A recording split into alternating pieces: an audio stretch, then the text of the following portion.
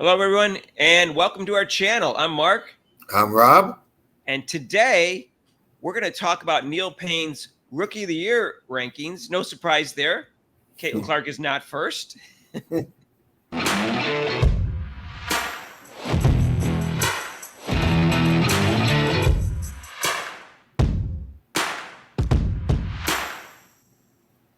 Rob, if you haven't subscribed yet, please Sorry. do I'm so. sorry. I was in our intro music. I'm sorry. Well, Rob, you got to subscribe then. Quit watching the intro. Hit that notification bell when you do, please.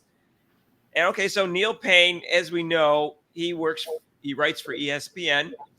And about a month ago, he came out with some rookie rankings. And amazingly, Caitlin Clark was sixth. And he had Cameron Brink first, I think, at the time. And I think Angel Reese was second, if I'm not mistaken. This time, he came out with a whole new ranking. Despite how well Caitlin Clark has played and how I feel and people who know basketball feel, she's established herself as the best rookie. It's not by a wide margin, but it's clear that she's the best rookie. But he's got his own little numerical system with advanced stats that I've never heard of. And I don't even think I understand, or I don't even think I want to understand. But Rob's going to go over a few of them just for humor purposes. Yeah, I'm looking at this and I'm like, what kind of – so his so-called value metrics, win shares, estimated wins added from player efficiency rating, and the best one I like is this Rapture thing that he has. Rapture? What's this, a dinosaur movie? No, isn't that a song by Blondie, Rapture? Oh, okay. Well, anyway, so his scientific breakdown of who should be Rookie of the Year. He's got Angel Reese first.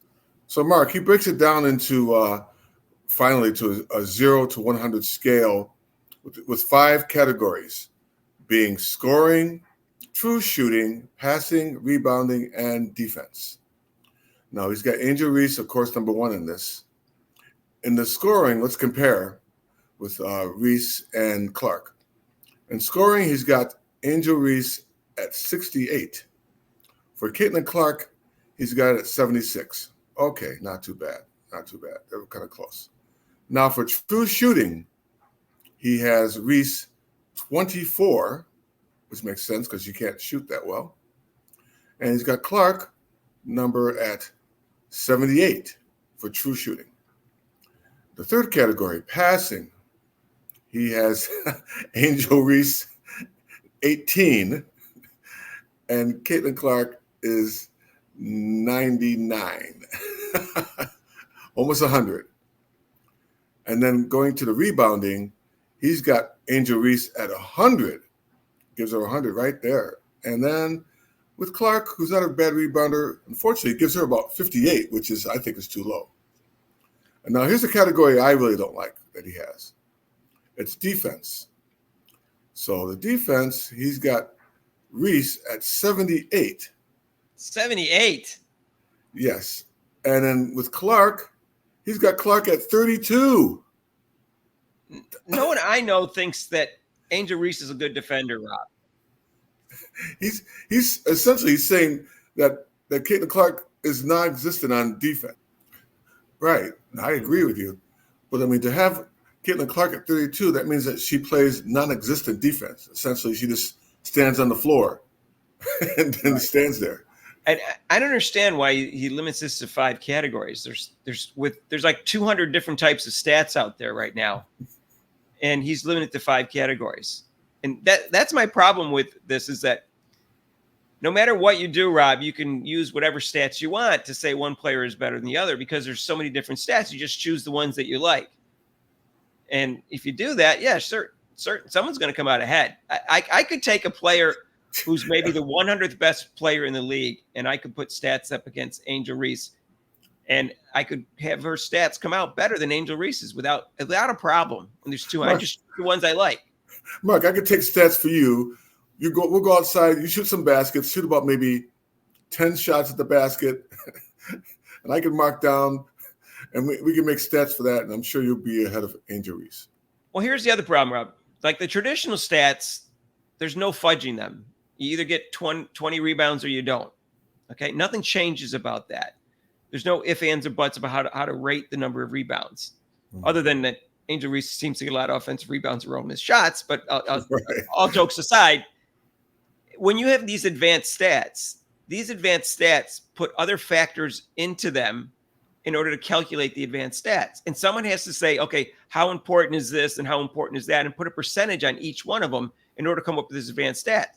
Well, if that's wrong, which it is, because it's impossible to really put these kind of numbers in and make a totally efficient rating. You can just see how the quarterback rating in football is in the QBR, or sometimes you watch those two stats and they're not even close to each other and neither one make any sense. So they're good stats in some ways. In other ways, they're terrible stats because there's no perfect way to take that one stat and know exactly how much emphasis to put on each factor that you're putting into.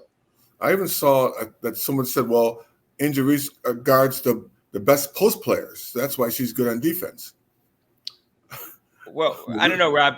Camila Cardozo is a better defender than her, and she gets way more blocks. I think she gets 1.3 as opposed to 0.4 blocks for Angel Reese.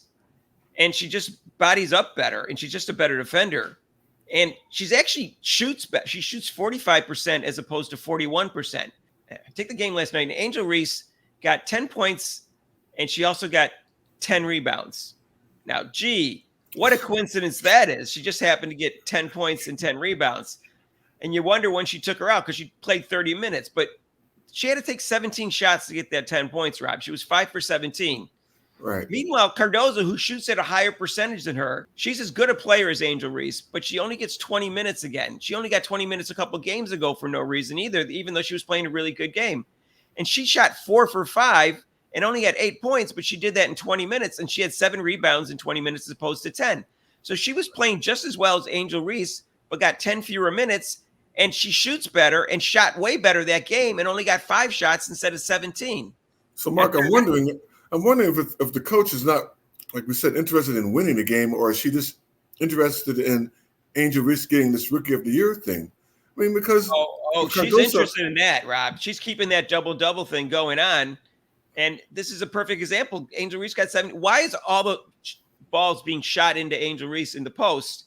And I'm not saying some of them aren't her offensive rebounds, the shots. They are, of course, because she misses them. But 5 shots as opposed to 17. She played 1/3 more minutes. So, she should have gotten close to like 12 shots at least, Cardozo. Right. And Angel Reese should have gotten fewer. But whatever it was, it should have been closer than what it was, between 5 and 17. Yeah, but the question, like I'm saying, is what is she on this agenda for instead of focusing on winning games and not really if she played Cardozo more, it's kind of easy. You got Twin Towers in there. They definitely would win more games. How do you guard both? You can't guard both of them if they're so that good. I mean, Cardozo was drafted. Why do you think Cardozo was drafted ahead of her? Well, all I can say is that's the coach's decision, but I get the impression she wants to keep this double streak going. And whatever. Like I said, it's an arbitrary number. I don't care about the streak anymore. I never cared about it. All I care is, she's getting a lot of rebounds. She's the best rebounder in the league. That's what I would be arguing if I was arguing for Rookie of the Year. She's the best rebounder in the league. She's the best offensive rebounder in the league. And other than that, her game isn't that great, but she is the best rebounder in the league, and that's what I would be emphasizing on. And like we pointed out in other videos, getting a double-double in the WNBA is not that hard. The last I looked, it was 6.5 times more likely for you to get a double-double in points and rebounds than it was to get assists and points, which is what Caitlin Clark gets all the time, like 5 of the last 6 games. Yeah, it's the other people are jumping on the bandwagon. They're like, "Whoa, she's got look at all these doubles. She should definitely be the Rookie of the Year." No, right. Well, you can't rate a person just by looking at stats. You have to watch the game, right? And then you have to factor in. And I don't know which advanced stats cover this, because like I said, there's 200 of them out there now. But what covers how you make your teammates better? What covers how much attention you draw from the defense that makes it easy for your teammates to get open shots? What statistic that he used covers that? That's what I want to ask him. Yeah, I don't. Yeah, like I said, these so-called scientific stats that he's using is the Raptor and. I've never even heard these things. I never heard of them. And they get people get all caught up in the turnovers that Caitlin Clark gets. But Angel Reese's turnover ratio to assists is like 1, and Caitlin Clark's is 1.4. So Caitlin Clark just handles the ball like a million more times than Angel Reese does. And Angel Reese is not a good dribbler either. We all know that. So that how do you rate how important? She doesn't have good post moves. She just kind of like throws the ball up. I'm not impressed with her offensive game. Right. She's working on it, fine, but that doesn't make her good now. And like I said, why can't she? If she's such a good defender, why isn't she getting more blocks in the post? Why does Caitlin Clark have almost 3 times? That's his main thing too. He even points out how bad her shooting is, but he says, she will improve that aspect of her game. Of course, anybody can do that, And I can also look at standings, Rob. I can be Monica McNutt, but I can also look at the standings from last year and know that they drafted Carmela Cardozo and Angel Reese, and their record isn't as good as it was last year. And meanwhile, Caitlin Clark's teams is better, and all they had was basically her because the second pick they had, they waived and didn't play. Celeste Taylor. Yeah. And going over, like you said, with the turnovers with Caitlin Clark, he even says, like, she still turns the ball over far too often, hurting her overall offensive efficiency. And in parentheses, he has, even if some of those turnovers are because teammates are not anticipating her passes.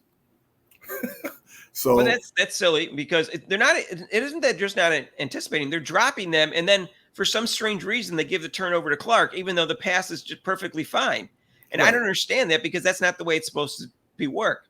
And did they take into consideration the rough schedule? They can take consideration in his formula and his factors. He can take consideration that Caitlin Clark is double teamed more than anyone else in the league, or anything like that. Well, like we said with the passing, so just like in football. So if I throw the ball to you and you drop it, why is the turnover on my part? I did my thing. I passed the ball to you. If you didn't catch it, that's on you. Turnover should be on the person catching the ball, but it's not. It's on Caitlin. I don't think it's supposed to be, Rob. They're supposed to determine it just like in baseball. Who was at fault? Who was more at fault if there was an error? It's the same thing.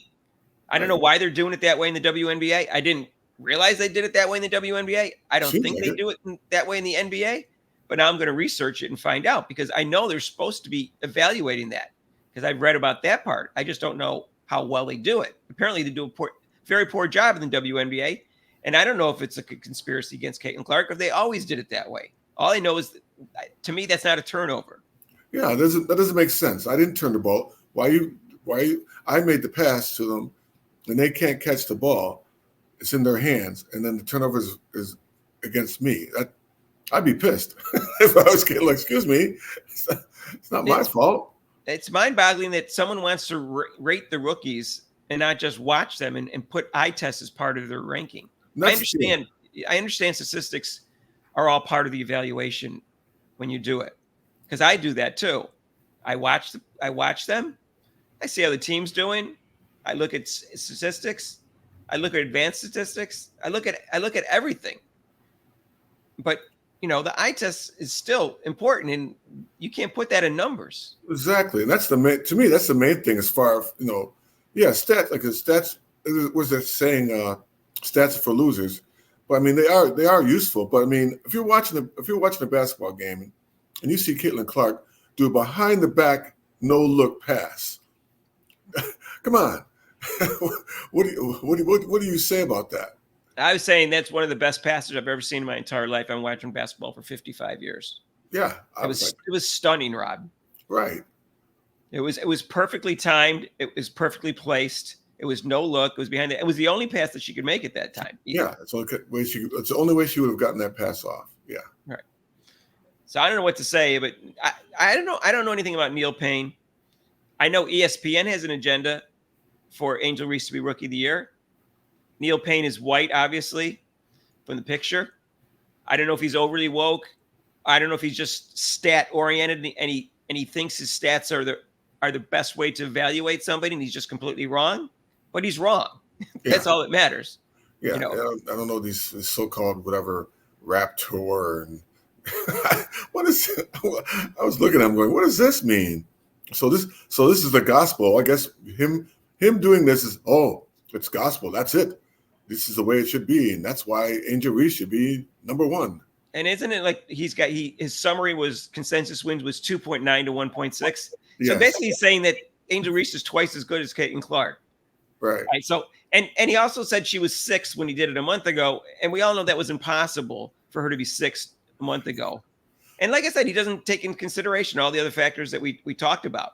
The fact that the one coach is helping the one player pad her stats, and the other coach is holding her back. Does that take into consideration? No, because it's not in his formula. It's just so ridiculous. I can't take it seriously. No, that's the whole thing. That's the main thing, Mark. I mean, you look at it, but you can't take this seriously. It's like, come on, really? She gets. But ESPN seems to be on this.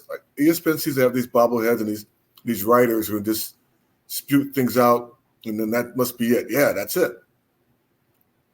She gets 17 shots and Cardozo gets 5. Okay, whatever. Because 10-8.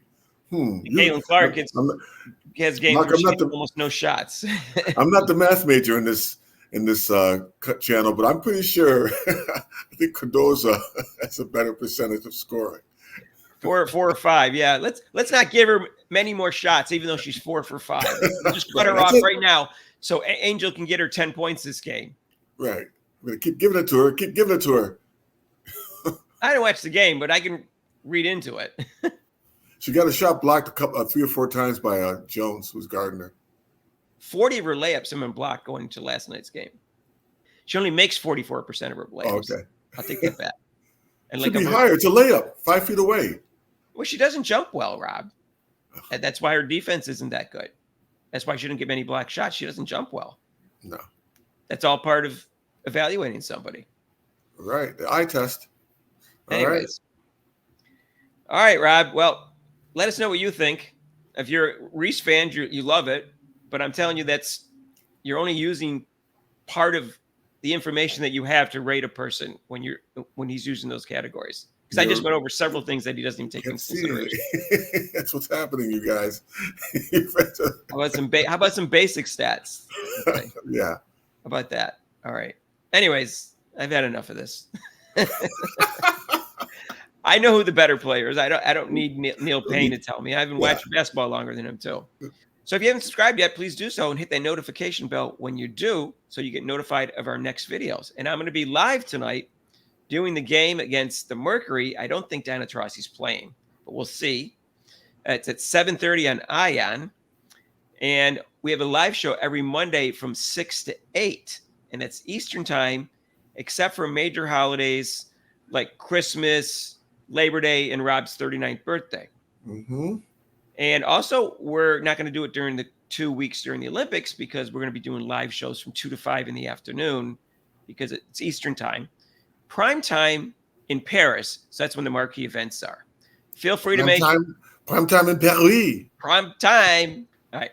And we'll be covering prime time in the University of Colorado college football, because we do football and basketball and the Olympics. So anyways, join us for the Olympics show, and we'll see you in the next video. All right. Peace out.